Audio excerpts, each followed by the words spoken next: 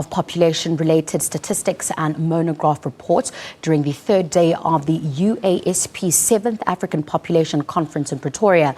It emerged that HIV was the fifth leading cause of death in South Africa in 2014, while tuberculosis was the number one killer. A total of 453,360 people died in South Africa in the year 2014. That's a drop of 5,000 from 2013. More than half of the deaths were caused by non-communicable diseases such as diabetes and high blood pressure. After TB, strokes and diabetes were the main causes of deaths in the country. On a positive note, HIV has dropped from being the third biggest cause of death in 2013 to the fifth in 2014, a change that can be attributed to government's intensified ARV treatment program. The majority of deaths occurred in Gauteng, followed by KwaZulu-Natal and Eastern Cape, respectively. Now, for more on that story, we now cross live to our reporter, Sipho Stierman, who is in Pretoria. Good afternoon, Sipho. Now, take us through the interesting stats that show HIV/AIDS dropping to the fifth cause of death in South Africa. Well, good afternoon to you. The news that are coming out here is that generally deaths are dropping in South Africa since 2007.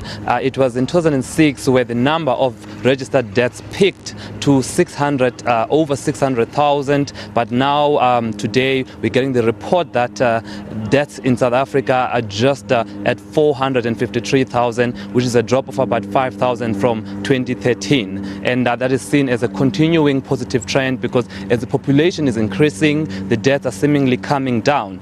But on a more positive note, as you touched on there, is the fact that the number of deaths caused by the HIV have decreased. HIV in 2013 was registered as the third leading cause of death in the country. Now that has dropped this year to fifth. But of great concern still is the fact that TB, a disease that's completely curable, is still the number one cause of death in the country.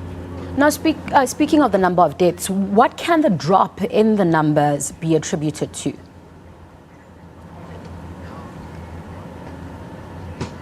Well, a number of things they speak of, especially when it comes to HIV. Governments intensified ARV treatment. We heard from yesterday from Deputy President Cyril Ramaphosa saying that South Africa has the largest ARV treatment program in the world, meaning that then it's now starting to bear fruits and results, and thus we're having less deaths, especially when it comes to HIV. Now, Sipho, let's shift the focus to TB, which is usually linked to HIV-related deaths. How does it impact the fight against HIV?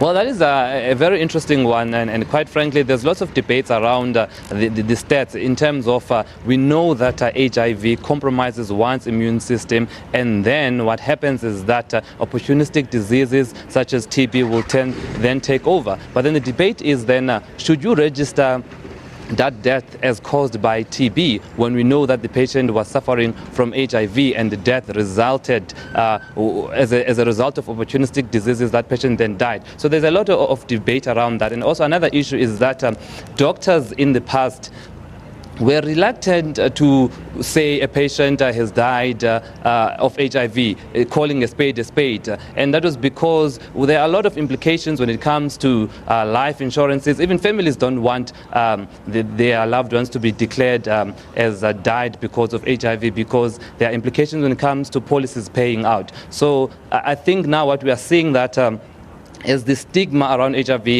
is dropping, and insurances are also opening up to the idea that there's many people living with HIV and they shouldn't be discriminated against. Now we are seeing more reports regarding HIV coming through. Now, has there been any reaction from government? Oh yes, we had the Deputy Minister in the Presidency, Buti Manamela, and he was here.